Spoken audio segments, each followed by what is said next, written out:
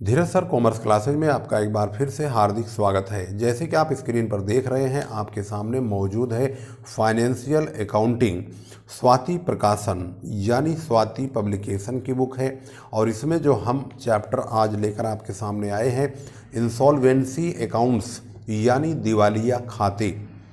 दिवालिया खाते इस प्रकार से संकेत करता है कि कोई व्यक्ति अपने बिजनेस में लेन देन इस प्रकार का कर चुका है कि उसके जो लायबिलिटीज़ है वो इतनी ज़्यादा हो गई हैं कि उसकी अपनी निजी संपत्तियां भी बेच करके उसकी लायबिलिटीज़ को पूरा करने में असमर्थ है।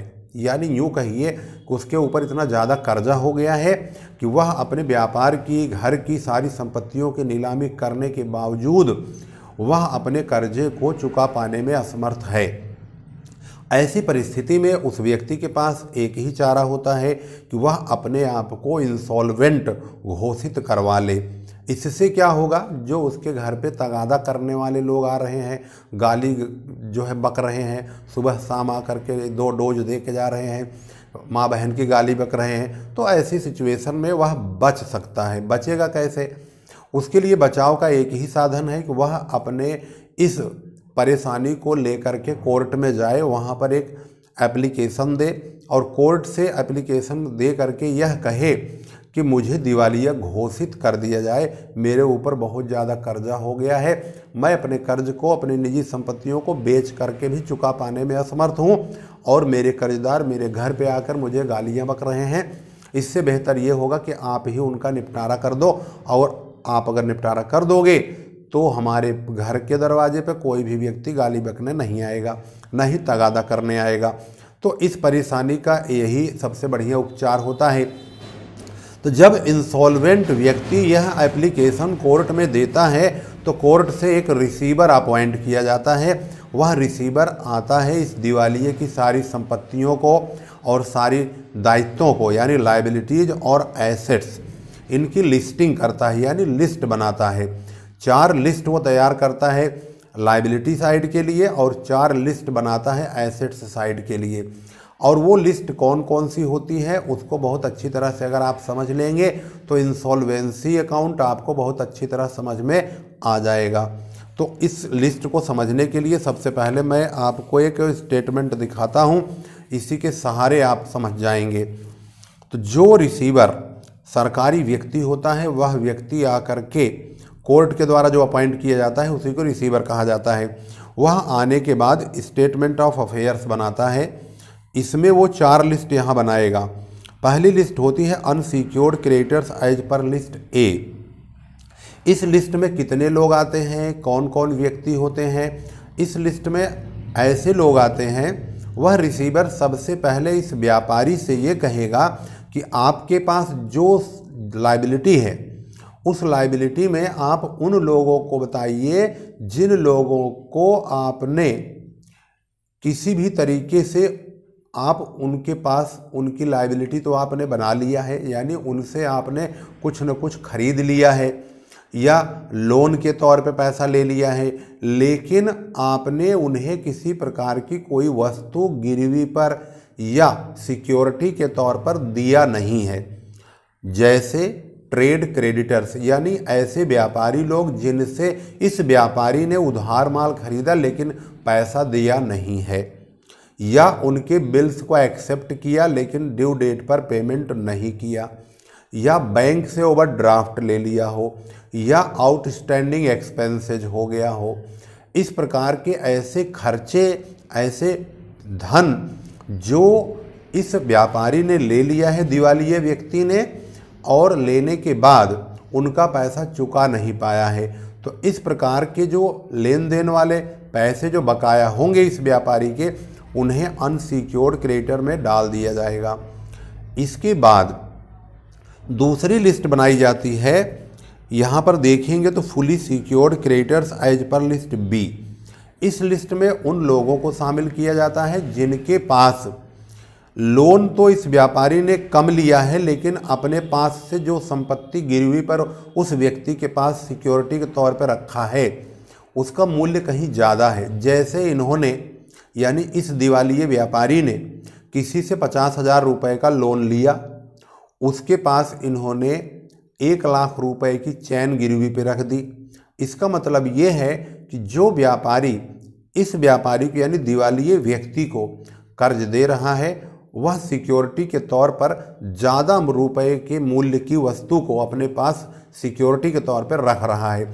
इस प्रकार से उसका जो कर्जा है वो पूरी तरह से सुरक्षित है, इसलिए फुली सिक्योर्ड क्रेडिटर्स के दायरे में आ रहा है। इसके बाद आता है partly secured creditors. Partly secured creditors उस प्रकार के क्रेडिटर को बोलते हैं जिसके पास सिक्योरिटी वाली जो वस्तु है वो लोन से कम है, यानी दिवालिये व्यक्ति ने उससे लोन तो लिया है 50,000 का, लेकिन सिक्योरिटी दी है मात्र 30,000, 10,000, 20,000, 25,000, यानी कम कीमत की सिक्योरिटी दे रखी है। अर्थात अगर इस व्यापारी ने यानी दिवालिये व्यापारी ने 50,000 रुपये का लोन लिया, लेकिन उसके पास 25,000 रुपये का कोई सिक्योरिटी के तौर पे कोई भी वस्तु, जैसे कि चैन ही मान लेते हैं, अंगूठी मान लेते हैं, या गले का कोई सेट अपनी वाइफ का लेकर के उसके पास गिरवी पर रख देता है, तो इसका मतलब है जो रखी जाने वाली सिक्योरिटी पर रखी जाने वाली वस्तु है उसकी कीमत कम है और जो इसने उस व्यापारी से लोन लिया है वो कहीं ज़्यादा है। इस प्रकार के जो क्रेडिटर्स होते हैं उनको हम पार्टली सिक्योर्ड क्रेडिटर्स के दायरे में रखते हैं। इसके बाद आता है प्रेफरेंशियल क्रेडिटर्स। प्रेफरेंशियल क्रेडिटर्स में उस पेमेंट को रखा जाता है जब प्रेफरेंशियल सिक्योर्ड क्रेडिटर्स की लिस्ट में उन क्रेडिटरों को रखा जाता है जिनका पैसा सबसे पहले दिवालिये संपत्ति की वसूली करने के बाद सबसे पहले इन्हीं को चुकाया जाएगा, यानी इसीलिए इसका नाम रखा गया है प्रेफरेंशियल क्रेडिटर्स। अब आप सोचोगे प्रेफरेंशियल क्रेडिटर्स कौन होते हैं, तो प्रेफरेंशियल क्रेडिटर्स में सबसे पहले जो लोग इनके यहाँ पर यानी इस दिवालिये व्यापारी के यहाँ पर सैलरी के तौर पर काम करने वाले क्लर्क वगैरह होंगे तो उनको 20 रुपये दिया जाना सबसे ज़रूरी है। अगर मजदूर कोई काम कर रहा है तो उस मजदूर की जो मजदूरी है वह 20 रुपये ही हो, चाहे बकाया कितनी ही क्यों ना हो, लेकिन उसको मिलेगा सिर्फ 20 रुपये। लेकिन ये बात ध्यान रखना होगा कि उनकी जो प्रेफरेंशियल है यानी प्राथमिकता है वो 20 रुपये से ज़्यादा नहीं है। अगर उन्होंने 4 महीने पहले की अगर कोई क्लेम कर दिया कि भाई मेरा तो मान लीजिए कोई व्यापारी 1 जनवरी को दिवालिया हुआ, अब 1 जनवरी से जब दिवालिया कोई व्यक्ति घोषित हो रहा है, एप्लीकेशन दे रहा है, तो 1 जनवरी से पीछे के अगर आप 4 महीने गिनोगे तो दिसंबर आएगा, नवंबर आएगा, अक्टूबर आएगा और सितंबर आएगा। इसका मतलब सितंबर तक, सितंबर, अक्टूबर, नवंबर, दिसंबर, ये जो 4 महीने हैं, इन 4 महीनों के पेमेंट के लिए वो दावा कर सकता है। इसी में ही 20 रुपये तक प्रेफरेंशियल होगा। अगर सितंबर से पहले अगस्त या जुलाई इनके पैसे अगर बकाया हैं तो इनकी कोई गारंटी, कोई सिक्योरिटी नहीं है, ये पूरी तरह से अनसिक्योर्ड की लिस्ट में चले जाएंगे, यानी इनके पास किसी प्रकार का कोई गारंटी नहीं कि इनको पैसा दिया जा सकता है या नहीं, अर्थात ये अनसिक्योर्ड है, अनसेफ हैं। लेकिन वो जो 20 रुपये वाली बात है, उतना रुपया नीलाम मतलब इस दिवालिये व्यक्ति की संपत्ति नीलाम होने के तुरंत बाद ही इसके भुगतान कर दिए जाएंगे। इसके बाद इसी में ही मजदूरी, सैलरी, इनकी तो 20 रुपया हो गया। जो किराया होता है वह किराया कोई भी प्रकार की सिक्योरिटी नहीं है। इनके यहाँ कोई मैनेजर काम कर रहा है, उसके भी अनसिक्योर्ड मान लिया जाएगा, उसको भी यहाँ की लिस्ट के बजाय यहाँ वाली लिस्ट में शामिल करेंगे, लिस्ट ए में। यानी लिस्ट डी में उन्हीं पैसों को लिखा जाएगा जो पूरी तरह से उनको सबसे पहले चुकाए जाएंगे। इसमें central government, state government, municipal tax, इनका भी पैसा अगर बकाया होता है तो ये भी प्रेफरेंशियल माना जाता है। वर्कमैन कंपेंसेशन, अगर मान लीजिए किसी को कोर्ट कचहरी से कोई चीज़ अगर मान लो वह जीत गया, मुकदमा जीत गया, कंपेंसेशन के तौर पर कोर्ट ने उसको कोई मुआवजा डिसाइड कर दिया तो वह भी प्रेफरेंशियल क्रेडिटर के लिस्ट में शामिल हो जाता है। अब हम बात करते हैं लिस्ट ई के बारे में। यहाँ पर आपको अभी अगर कुछ कन्फ्यूजन होगा तो आप न्यूमेरिकल प्रॉब्लम जब समझेंगे तो आपको अच्छी तरह समझ में आ जाएगा। लेकिन यहाँ पर आपको एक चीज़ और समझना होगा, हमारे पास जो नियम बनाए गए हैं ये दिवालिये वाले, ये दो भागों में बटे हुए हैं। इंसॉल्वेंसी एक्ट 2016 है, ये तो अभी अमेंडेड होकर के नया नियम आया है, लेकिन कुछ किताबों में जो सवाल दिए गए हैं उनके जो आंसर हैं वो पुराने हिसाब से चल रहे हैं। पुराना हिसाब क्या है? पुराना हिसाब है प्रेसिडेंसी इंसॉल्वेंसी एक्ट 1908 और प्रोविंशियल एक्ट 1920 यानी प्रांतीय दिवाला अधिनियम 1920। ये दो नियम काम कर रहे थे। इन दोनों नियमों के आधार पर भी सवाल दिए गए हैं और 2016 के बेस पर भी सवाल दिए गए हैं। तो अब आपको सवाल को ध्यान से देखना है और आपको दोनों नियमों में अंतर को समझना है। इस वीडियो के माध्यम से हम आपको दोनों नियमों के बारे में बहुत ही बेहतरीन तरीके से समझाएंगे और आप इसका बहुत अच्छी तरह से एक एक पॉइंट क्लियर करते हुए चलेंगे, तभी आपको न्यूमेरिकल समझ में आएगी। इसमें जो प्रेसिडेंसी टाउन्स इंसॉल्वेंसी एक्ट है वह मुंबई, चेन्नई, कोलकाता इन 3 शहरों में लागू है। इसका मतलब ये है कि इसके लिए यहाँ पर अगर कोई व्यक्ति दिवालिया होता है इन 3 शहरों में, तो इन 3 शहरों में दिवालिया होने वाले व्यक्ति के लिए प्रेसिडेंसी टाउन्स इंसॉल्वेंसी एक्ट लगेगा। अगर इन 3 शहरों के अलावा किसी अन्य शहर में अगर कोई भी व्यक्ति दिवालिया होता है तो उसके लिए प्रोविंशियल इंसॉल्वेंसी एक्ट 1920 लागू होगा। 1920 वाले व्यक्ति के लिए जो अन्य शहरों में अगर दिवालिया होते हैं, उनके यहाँ पर काम करने वाला कोई क्लर्क हो, कोई मजदूर हो, तो उनको सिर्फ 20 रुपये तक प्राथमिकता दी जाएगी, यानी 20 रुपये तक के पेमेंट प्रेफरेंशियल क्रेडिटर्स में शामिल किए जाएंगे, बाकी अनसिक्योर्ड में चला जाएगा। उनके यहाँ पर रेंट के बारे में कोई भी इन्फॉर्मेशन नहीं है, यानी वो अनसिक्योर्ड है। लेकिन यही सैलरी और मजदूरों की मजदूरी अगर हम प्रेसिडेंसी में देखते हैं तो प्रेसिडेंसी में क्लर्कों की सैलरी 300 रुपये तक प्रेफरेंशियल माना जाता है और मजदूरों की मजदूरी 100 रुपये तक प्रेफरेंशियल होती है। किराया 1 महीने तक प्रेफरेंशियल माना जाता है। सरकारी कोई भी भुगतान होगा वो सारा का सारा प्रेफरेंशियल माना जाएगा।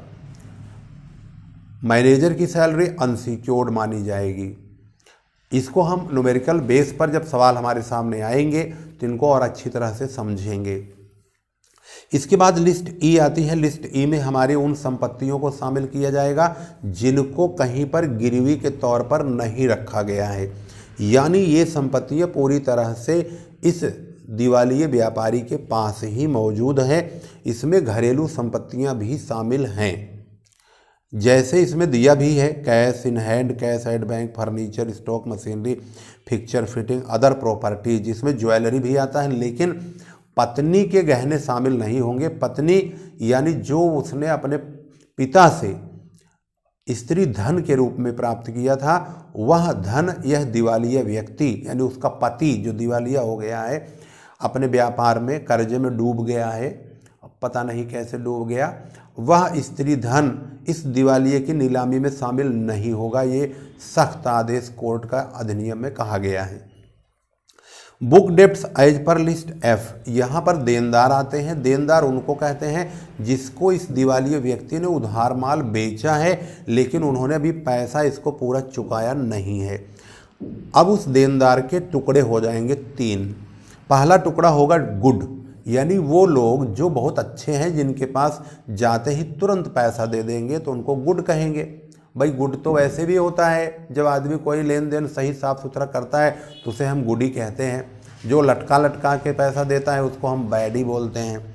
इसके बाद आता है डाउटफुल। डाउटफुल वो लोग होते हैं जिनके पास मतलब कि पैसा लेने तो जाओ पर पता नहीं है वो पैसा मिलेगा भी कि या नहीं मिलेगा। डाउटफुल केस उनको बोलते हैं। एक है बैड। बैड का मतलब भगोड़ा है। भगोड़ा यानी जिसको हमने उधार माल बेच दिया है लेकिन वो भाग गया पैसा लेके।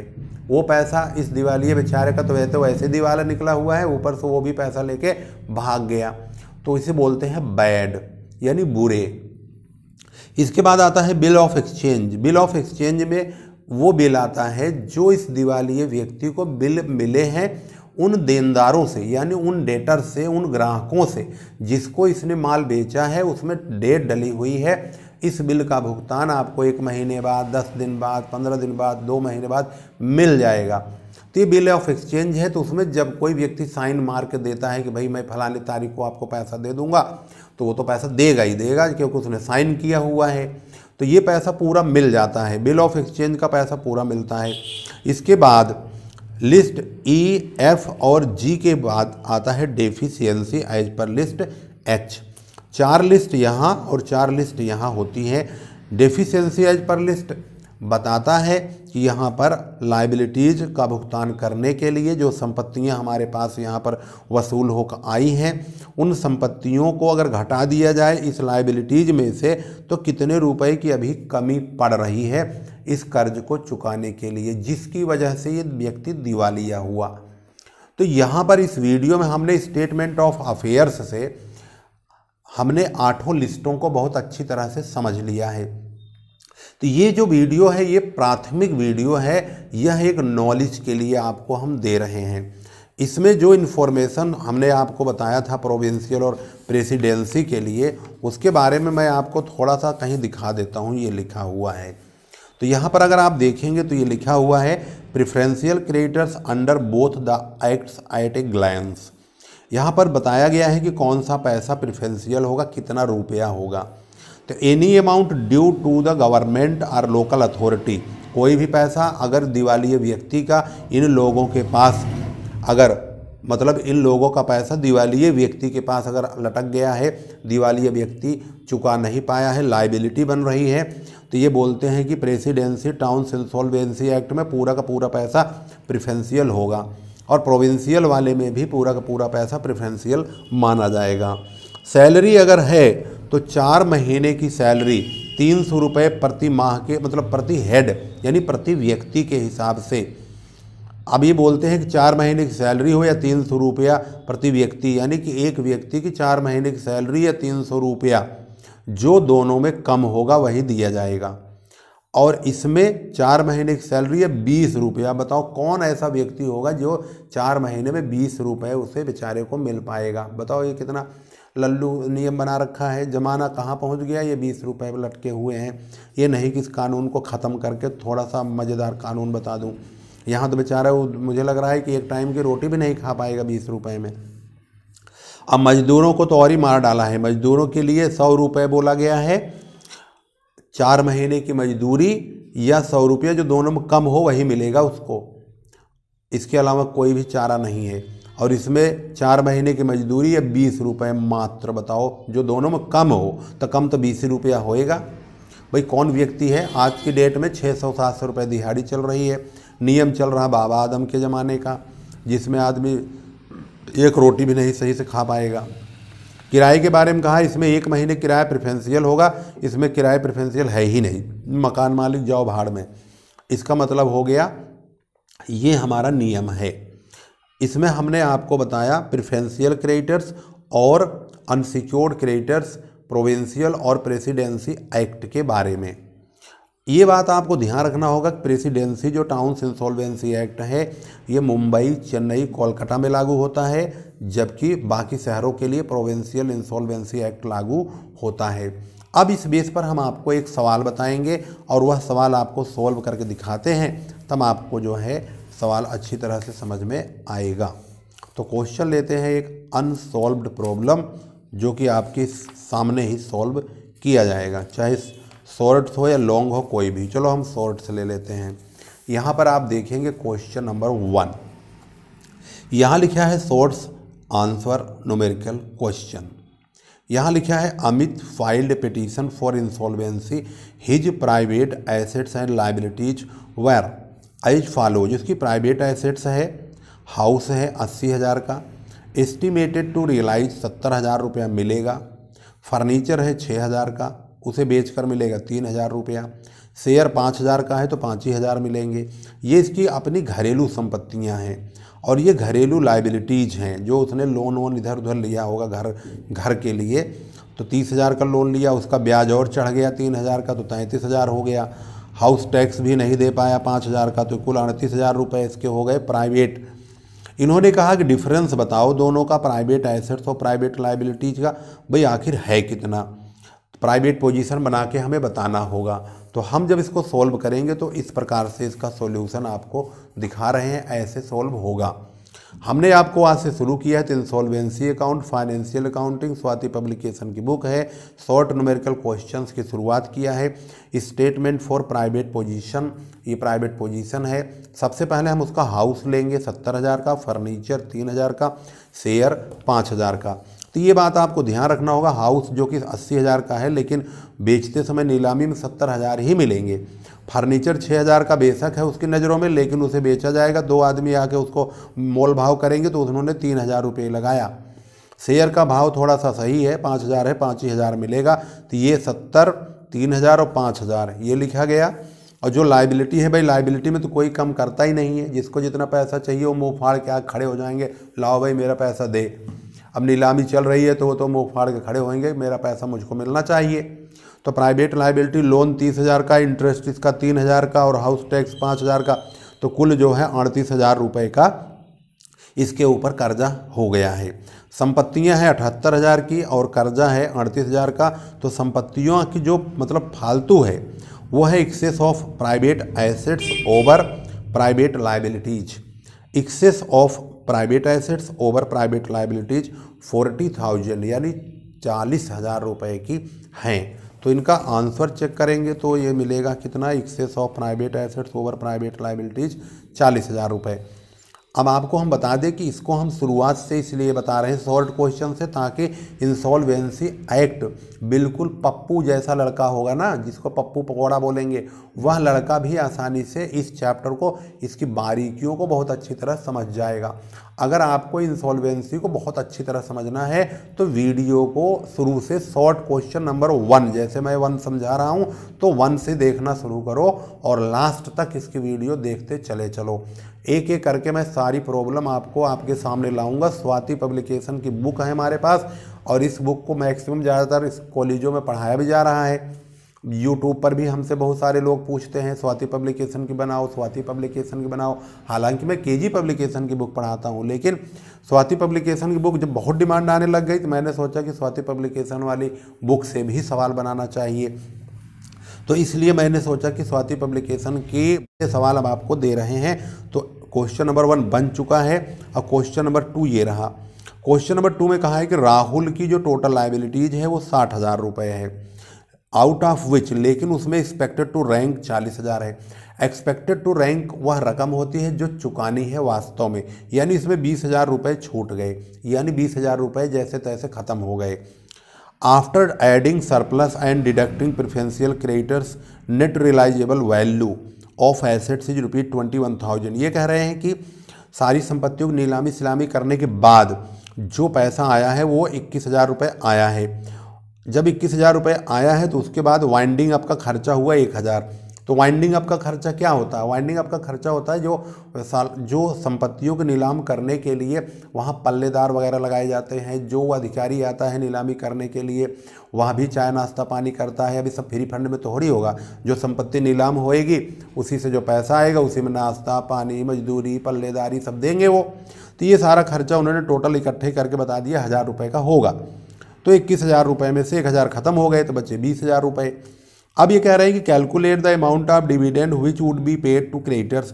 अब जो क्रेडिटर हैं ये 40,000 वाले, इनको जो पेमेंट हम करेंगे आखिर उसका अमाउंट का रेट क्या आएगा, कितना रुपया। भाई ये तो पता है कि 20,000 रुपया इनको देंगे 40,000 वालों को, लेकिन अब इस 40,000 अकेला थोड़ी है, इसमें कोई 5,000 किसी को बाकी होगा, किसी को 2,000 बाकी होगा, किसी को 8,000 बाकी होगा। तो अब इन लोगों को अपने बाकी पैसों में कितना हिस्सा मिलेगा इसकी जानकारी के लिए हम इसका रेट निकालेंगे। तो रेट क्या होगा, अब समझते हैं इसको। सबसे पहले एक्सपेक्टेड टू रैंक लाइबिलिटीज जो है वो 40,000 की है। रियलाइजेशन ऑफ एसेट्स हुआ 21,000, उसमें वाइंडिंग अप घटा दिया 1,000। जो डिविडेंड अवेलेबल है यानी जो पैसा हमारे पास बांटने के लिए अवेलेबल है वो 20,000 अवेलेबल है। रेट ऑफ डिविडेंड क्या होगा, dividend into 100 upon liabilities under expected to rank. Dividend into 100 यानी 20,000 इंटू 100 अपॉन 40,000, तो ये 50 पैसे पर रुपये, यानी जिसका 1 रुपया बकाया उसको 50 पैसे मिलेंगे, यानी आधे मिलेंगे। 50 पैसे मतलब क्या होता है, आधा पैसा मिलेगा, यानी किसी को 10,000 बाकी है तो उसे 5,000 मिलेगा, किसी को 20,000 बाकी है तो उसे 10,000 मिलेगा, किसी को 15,000 बाकी है तो उसे 7,500 मिलेगा, यानी आधा मिलेगा। तो यहाँ पर ये बात क्लियर हो गई है कि यहाँ पर रेट ऑफ डिविडेंड 50 पैसे का निकल के सामने आया है।